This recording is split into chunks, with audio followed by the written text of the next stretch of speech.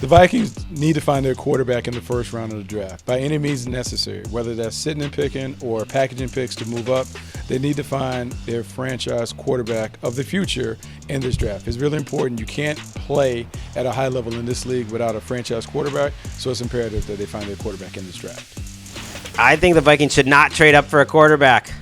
I don't know if reaching for the fourth or third best quarterback in this draft is the way to go when you have so many other needs. When the Vikings made that trade to get the second first-round pick, I thought maybe it was them giving a vote of confidence to how deep this quarterback class is, that they wouldn't mind waiting and maybe even taking a quarterback with that second first-round pick, but I do not want to give up extra picks if I'm the Vikings.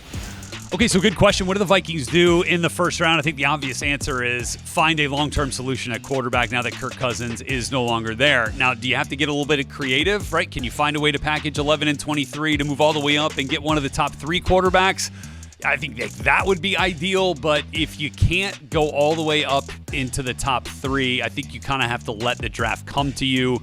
You know, if J.J. McCarthy or Bo Nix are sitting there at 11, you feel really comfortable with those guys, then maybe that's the way you go. And then find somebody at 23 to kind of continue to support that young quarterback, because it's not just about their talent. It's about play caller fit. It's about playmakers surrounding them. Obviously, you got a great one in Justin Jefferson, but you can never have too many. So that's just kind of one potential thought on where the Vikings go on April 25th.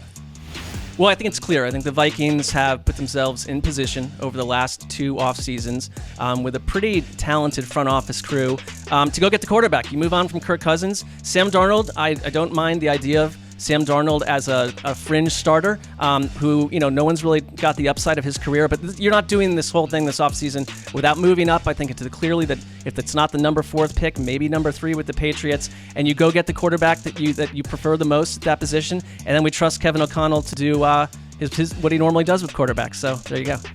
Well, the Vikings right now are on the short list of teams that have to be thinking about quarterback. 2 picks in the first round. There's plenty of ammunition for this team to move up. So if it's me, I'm focusing in on one of those quarterbacks.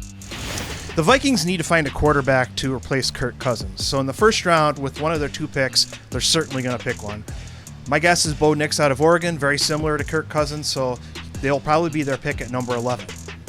The other selection they got from the Houston Texans, they'll get one of the top defenders in the first round, whether it's a corner, defensive tackle, or edge rusher.